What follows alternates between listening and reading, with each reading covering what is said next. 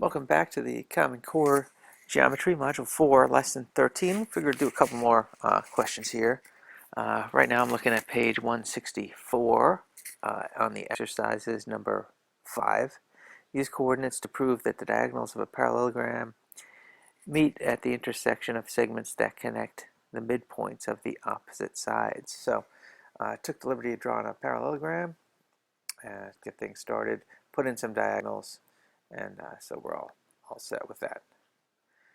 Yeah, maybe I'll just move these around a little bit to kind of make it sort of look like the picture. All right, so we're just going to find some midpoints of the segments and of the sides and connect them. So easy enough with the midpoint tool. So right over here, I go down to find midpoint.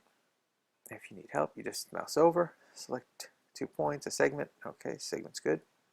Make this center, this one. We'll do the same with these two.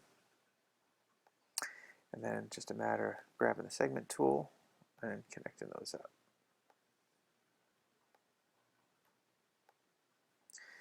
Now let's just go ahead here and we'll use the intersect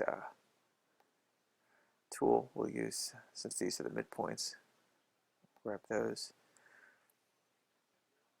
And it went ahead and gave us point E there, which is labeled, and I could certainly turn on the label of E. I'm going to do that. Oh, okay, of course. All right, let me do this one, and we'll label up that point. Oh, so it's not there anymore. We'll go ahead and find that intersection, label up that point.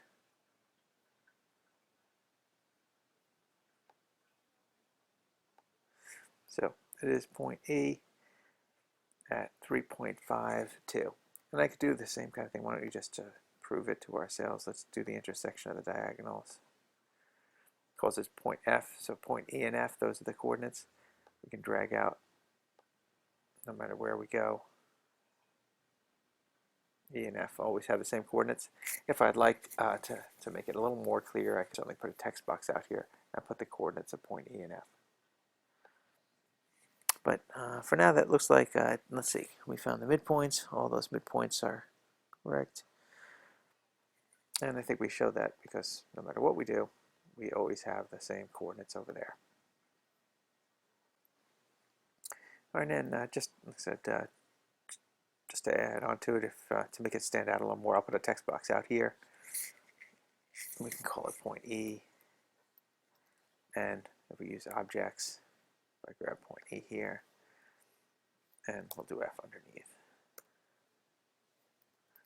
Of course, label it anything you want. You know, instead of saying E and F, we could say diagonals. Well, let's put this in as an object so that we can put the value of the point in. So if I want to edit that up, instead of saying it's point F, we could say diagonals. Here we could say midpoints. So stands out a little bit more here.